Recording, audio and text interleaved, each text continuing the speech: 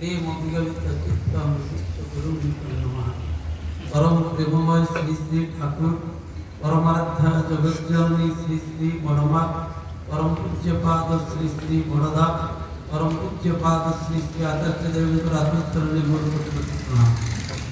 परम सम्माननीय ऋतिक देवता कर्मी मंडली दुर्भाग्य मंडली भक्ति मातृमंडली सज्जन मंडली समस्त उद्देश्य आज शुभ बासर मोर प्रीति शुभेच्छा जय गुरु प्रणाम निवेदन। परम दयाल अपार करुणा जहाँ समस्त जानी आज सत्संगर उद्योक्ता सम्माननीय गोवर्धन प्रधान भाई पौत्री अर्थात कनिष्ठ पुत्र आयुष्मान गुरुप्रसाद एवं पुत्रवधू कस्तूरी जे एकमात्र प्रथम कन्या आयुष्मती कृति दीपा परम पूज्यपाद श्री श्री आचार्य देव द्वारा आशीर्वाद पुष्प नामकरण से कृति दीपार मंगल उद्देश्य तारी जन्मदिन यही सत्संग आयोजन आहरी गोटे विशेष उद्देश्य आज दिन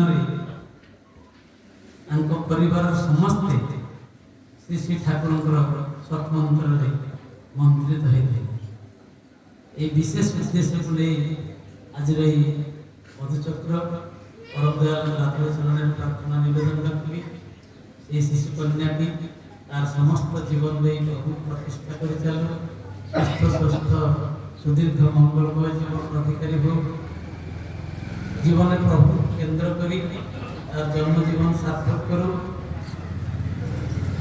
गोटे भल कन्या गोटे भल भग्नी गोटे भल बधू गोटे भल माँ से संसार प्रतिष्ठित हो प्रभु प्रतिष्ठा करो एवं श्रद्धेय गोवर्धन भाई परिवार परिवेश श्रेष्ठ समष्टि उपस्थित समस्त से दयालुंकर अपार करुणा अधिकारी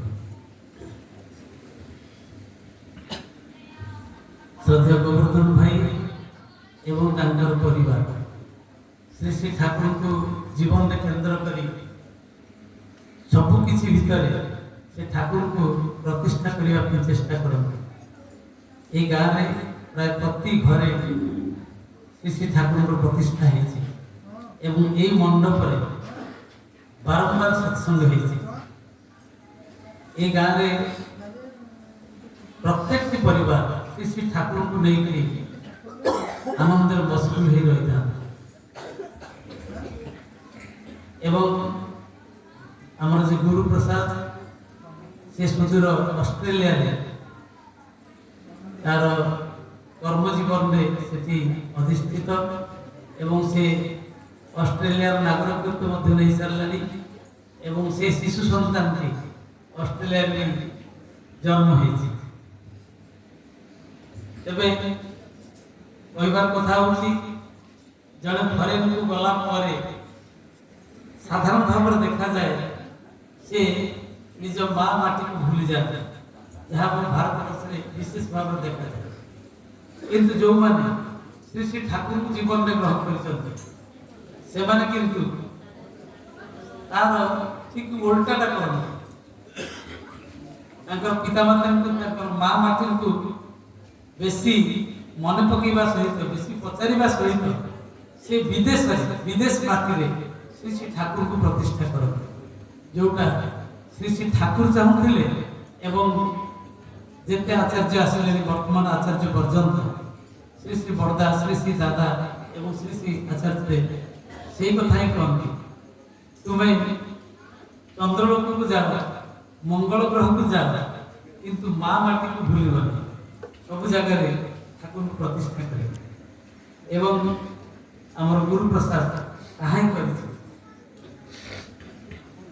ऑस्ट्रेलिया रे आमर जिते गुरु भाई अच्छा इंडियन लोक अच्छा एवं श्री श्री ठाकुर को प्रतिष्ठा होती से विशेष अंश ग्रहण करे এই কিছুদিন তଳେ ଦେଖୁଥିଲି সোশ্যাল মিডিয়াରେ ତାଙ୍କର ଉତ୍ସବ ହେଉଥିଲା ସିଡନୀରେ, ମେଲବୋର୍ଣ୍ଣରେ ଏବଂ ତାଙ୍କର ପର୍ଥରେ ସେ ଯେଉଁଠି ରହୁଛି ସବୁ ଜାଗାରେ ପ୍ରତ୍ୟେକଟି ଜାଗାରେ ଠାକୁରଙ୍କ ପ୍ରତିଷ୍ଠା ହେଇଛି। ଏବଂ ମୋର ସୌଭାଗ୍ୟ ହେଇଥିଲା 2019 ମସିହାରେ ମୁଁ ପ୍ରାୟ 10 ଦିନ ଯାଇକରି ତା ପାଖରେ ରହିଥିଲି ଏବଂ ଅଷ୍ଟ୍ରେଲିଆର ବିଭିନ୍ନ ଜାଗା ବୁଲିକରି ଠାକୁରଙ୍କ ପ୍ରଚାର ପ୍ରସାର କରିବାର ସୁଯୋଗ ମଧ୍ୟ ପାଇଥିଲି। ଏବଂ ଏଠିକି ଆସିବା ପୂର୍ବରୁ ରାଜା ଗୁରୁପ୍ରସାଦ ସେ ଦେଓଘର ହେଇକି ଆସିଛି ଆଶ୍ରମରେ ଆଚାର୍ଯ୍ୟଙ୍କ ପାଖରେ ବହୁ ଭାବରେ ସେ ପରିଚିତ ଏବଂ ତାଙ୍କ ସାଙ୍ଗରେ କଥାବାର୍ତ୍ତା ହେଇକି ଆସିଛି। ଆଉ ମୁଁ ସେ ଫଟୋ ଦେଖୁଥିଲି ତାର ଯେ ଯାହାର ଆଜି ଜନ୍ମଦିନ ପାଳନ କରାଯାଉଛି କୃତିଦୀପା, ତା ନାମକରଣଟା ମଧ୍ୟ ସେଇଭଳି ଭାବରେ ଆଚାର୍ଯ୍ୟ ଦେଇଛନ୍ତି। ସେ ପ୍ରକୃତରେ କୃତିତ୍ୱ ଅର୍ଜନ କରିଛି, ଦୀପ ଭଳି ସମସ୍ତଙ୍କ ପାଖରେ ଉଦ୍ଭାସିତ। ଆଚାର୍ଯ୍ୟଙ୍କ ପାଖରେ ସେ ଯେଭଳି ନାଚୁଥିଲା ଛୋଟ ଛୁଆଟେ, ମାନେ ଏପଟ ସେପଟ ହେଇକି ଚାରିଆଡ଼େ ସେ ବୁଲୁଛି ନାଚୁଛି, କିଛି ସେ ମାନେ ଡର ଭୟ ଲାଜ ଏସବୁ କିଛି ତାର ନାହିଁ। ତାର କାରଣ ହେଉଛି ସେ ଇଷ୍ଟଙ୍କ ସହିତ ପ୍ରଥମରୁ ହିଁ ଯୁକ୍ତ, ପୂର୍ବଜନ୍ମର ଯୁକ୍ତ। କାରଣ ପୂର୍ବଜନ୍ମର ସ୍ୱୀକୃତି ନଥିଲେ এই ঘরে জন্ম হওয়া সম্ভব নୁହଁ, প্রভুଙ୍କୁ গ্রহণ করা সম্ভব নୁହେଁ। তবে ଯାହା ମୋ ପୂର୍ବରୁ ସମ୍ମାନୀୟ ରମେଶ ଭାଇ କହୁଥିଲେ, এই ଶିଶୁ ସନ୍ତାନଟି ଆମେ ସାଧାରଣ ଭାବରେ ଯାହା ଦେଖୁ এই 21 ହେଲା, ଜନ୍ମଦିନ ହେଲା କି କୌଣସି ଅକେଜନ ହେଲା, ସେ ଶିଶୁର ମଙ୍ଗଳ ଉଦ୍ଦେଶ୍ୟରେ ଆମେ ବିଭିନ୍ନ ପ୍ରକାର ମାନସିକ କରିଥାଉ। ମୋ ଝିଅର ବର୍ଷେ ହେଲେ ମୁଁ ଗୋଟେ କଳା ମୁଦା ବଳି ପକେଇବି, କି ଏତେ ଲୋକଙ୍କୁ ଖାଇବାକୁ ଦେବି, ଏମିତି ମହାସ୍ନାନ କରିବି, ଏମିତି କ'ଣ ନାହିଁ କ'ଣ କରିବି, ରୁଦ୍ରାଭିଷେକ କରିବି, ବହୁତ କିଛି କରି ବହୁତ ପଇସା ଖର୍ଚ୍ଚ କରିବି। ଆମର ଏଇଭଳିଆ ମାନସିକ ନେଇକିରି ଆମେ ସବୁ କରିଥାଉ। କିନ୍ତୁ ଯାହା ପୂର୍ବରୁ କହୁଥିଲେ ଶ୍ରୀ ଶ୍ରୀ ଠାକୁର କହୁଛନ୍ତି ଯେତେ ଯିଏ ଆଶୀର୍ବାଦ କରନ୍ତୁ, ଯେତେ ଯାହା କରନ୍ତୁ ନା କାହିଁକି, যতই কিছু বলো না কিন্তু সে যদি না বোঝে করে, কোন দেবতা রাখবে তারে রূপে কেটায় শুভে ধরে।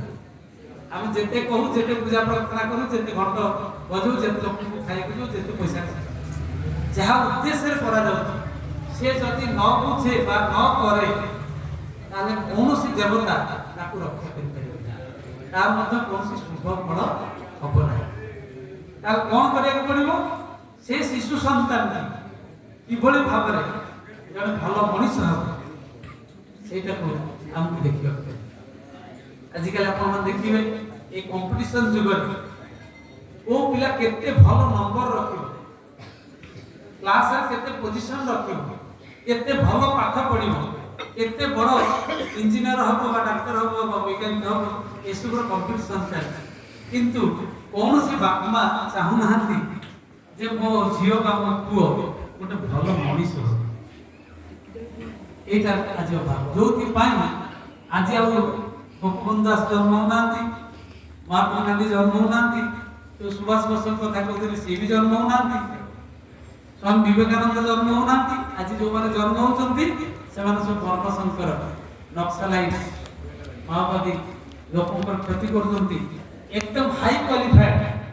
ଆପଣ ଯେତେ ସବୁ ନକ୍ସଲାଇଟ ଦେଖିବେ, କ୍ରିମିନାଲ ଦେଖିବେ, ସେମାନଙ୍କର ମୁଣ୍ଡ ଏତେ କମ୍ ନୁହଁ, ସେମାନେ କୌଣସି ମୂର୍ଖ ଲୋକ ନୁହନ୍ତି। ଯେତେ ସବୁ ଦେଖିବେ ପୃଥିବୀରେ ନମ୍ବର 1ରେ ଯେଉଁମାନେ କ୍ରିମିନାଲ ଅଛନ୍ତି, ନକ୍ସଲାଇଟ ଅଛନ୍ତି, ନକ୍ସଲ ଅଛନ୍ତି, ସେମାନେ ସମସ୍ତେ ହାଇ କ୍ୱାଲିଫାଏଡ। ଆପଣମାନେ ତ ଏ ସତ୍ୟ ଘଟଣା ମଧ୍ୟ ଜାଣିଥିବେ, ଏବେ ମଧ୍ୟ ଚାଲିଛି, ଆହୁରି ଖୋଜା ଚାଲିଛି। ଗୋଟେ ମେଡିକାଲ କଲେଜର ପ୍ରଫେସର କେତେ ଜଣ ଧରା ହେଲେଣି, 7-8 ଜଣ ଧରା ହେଲେଣି।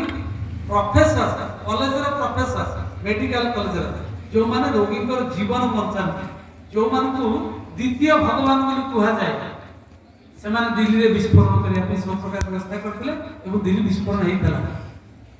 ଆଉ ଯଦି କିଛି ଦିନ ଯାଇଥାନ୍ତା ଆମ ଭାରତବର୍ଷ କେବେଠାରୁ ଧ୍ୱଂସ ହେଇସାରନ୍ତା। ସେମାନେ କ'ଣ ଛୋଟିଆ ଲୋକ?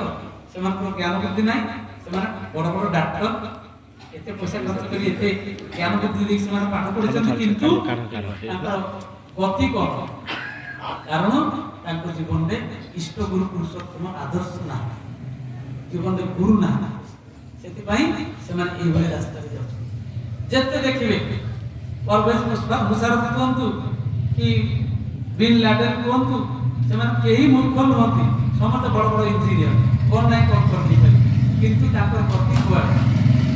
ଏବେ ବି ଆପଣ ଦେଖନ୍ତୁ ବର୍ତ୍ତମାନ ପୃଥିବୀର ସବୁଠାରୁ ମାନେ ଶକ୍ତିଶାଳୀ ରାଷ୍ଟ୍ର ଆମେରିକାର ଯେ ରାଷ୍ଟ୍ରପତି, ଆମେରିକାର ରାଷ୍ଟ୍ରପତି ତ ନମ୍ବର 1 ପୃଥିବୀରେ, ତାଙ୍କୁ ସମସ୍ତେ ମାନିବାକୁ ବାଧ୍ୟ, କାରଣ ସେ ଶକ୍ତିଶାଳୀ ରାଷ୍ଟ୍ର।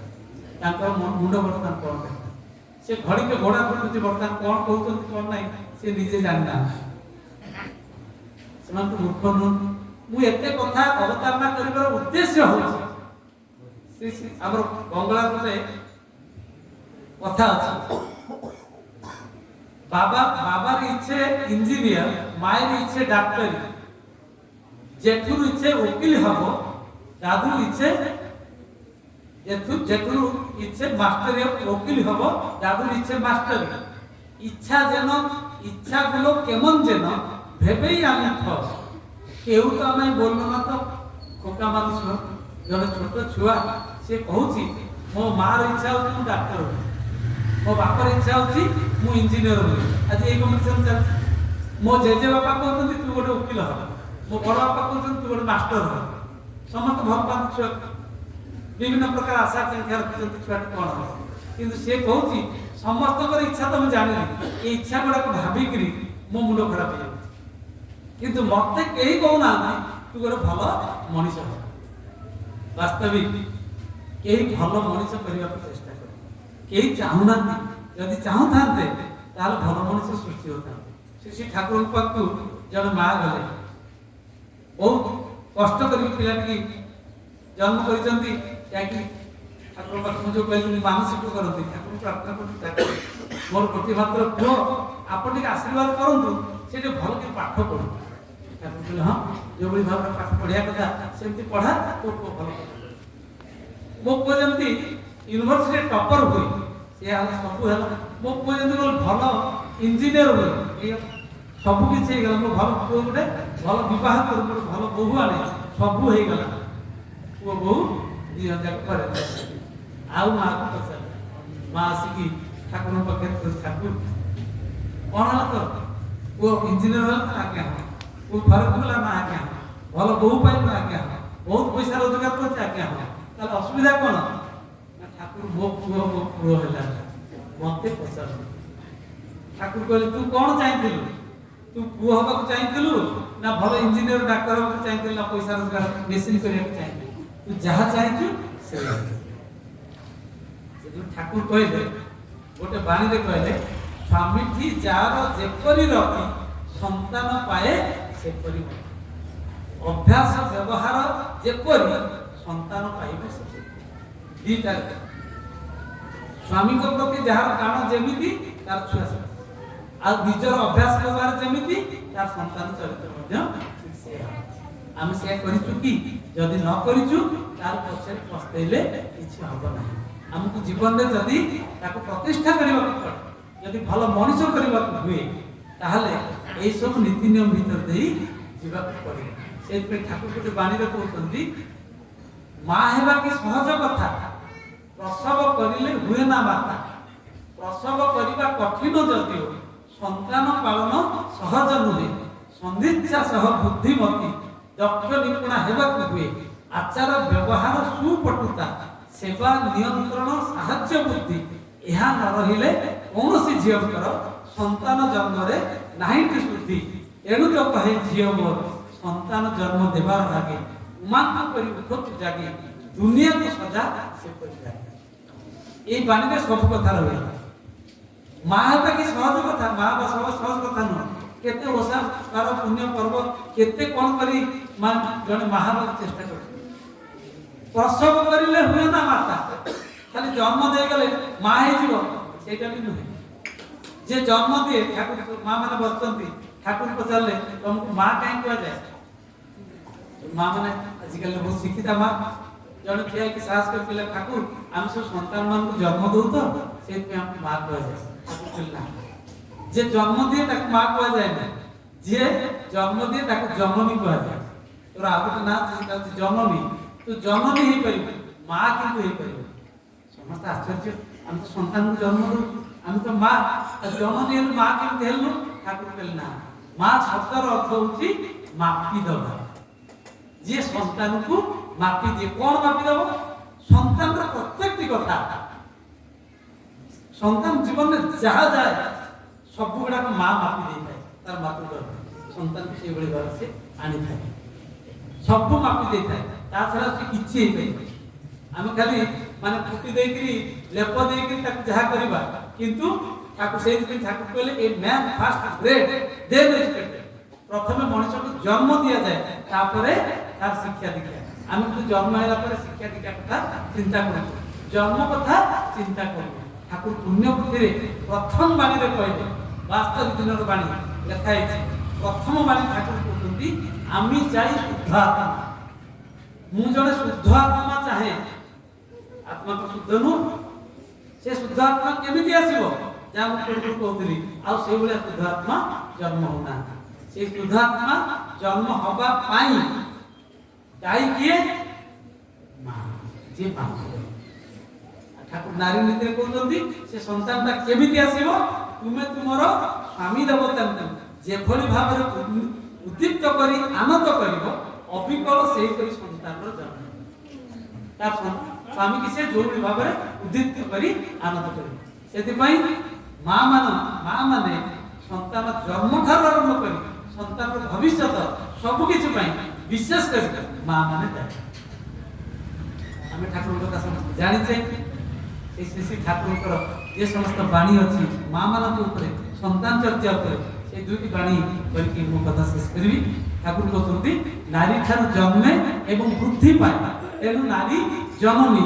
ଆଉ ଏମିତି କରି ହିଁ ସେ ଜାତିର ବି ଜନନୀ। ନାରୀର ଶୁଦ୍ଧତା ଉପରେ ଜାତିର ଶୁଦ୍ଧତା ନିର୍ଭର କରୁଛି। ଫଳିତ ନାରୀ ଚରିତ୍ରରୁ ରଥ ଜାତି ଜନ୍ମ ଲାଭ କରେ। ବୁଝି ଦେଖ ନାରୀର ଶୁଦ୍ଧତାର ପ୍ରୟୋଜନୀୟତା କଣ। ତେଣୁ ଠାକୁର କହୁଛନ୍ତି, ସତୀତ୍ୱ ଯାର ସ୍ୱଭାବ ସିଦ୍ଧ, ଚର୍ଚ୍ଚା ପଟୁ ମନ, ଜଗଧାତ୍ରୀ ମୂର୍ତ୍ତ ଝିଅ, ସଂସାର ଜୀବନ। ଲକ୍ଷ୍ୟ କାମରେ ବ୍ୟସ୍ତ ରହିছে, ସ୍ୱାମୀ ସୁହାଗ ଘରେ, କେଉଁ ଫାଙ୍କରେ ସମୟ କରି ସ୍ୱାମୀର ସେବା করে। ସତୀତ୍ୱ ଯାର ସ୍ୱଭାବ ସିଦ୍ଧ, ଚର୍ଚ୍ଚା ପଟୁ ମନ,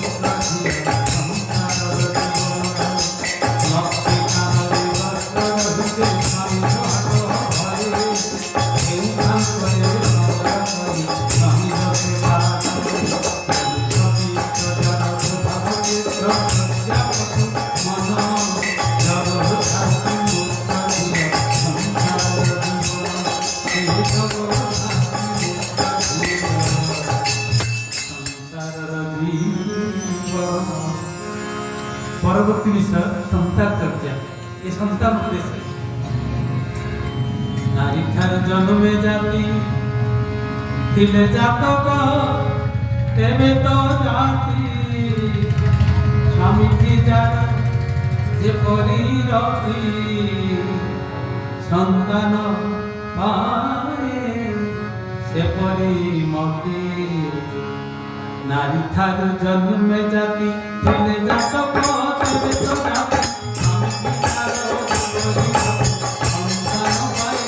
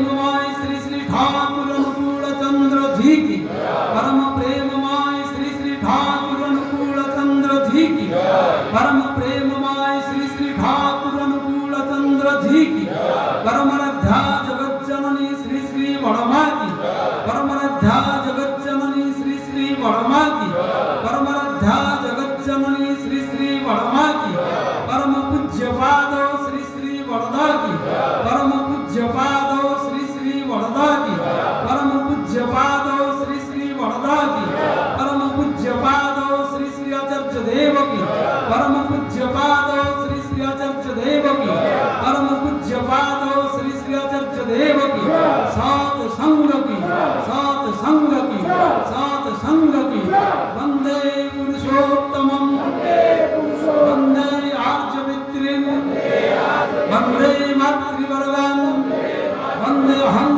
कृष्ण दैवतं, वंदे पुरुषोत्तमं, वंदे पुरुषोत्तमं, परम प्रेममय श्री श्री ठाकुर अनुकूल चंद्र जी की जय गुरु।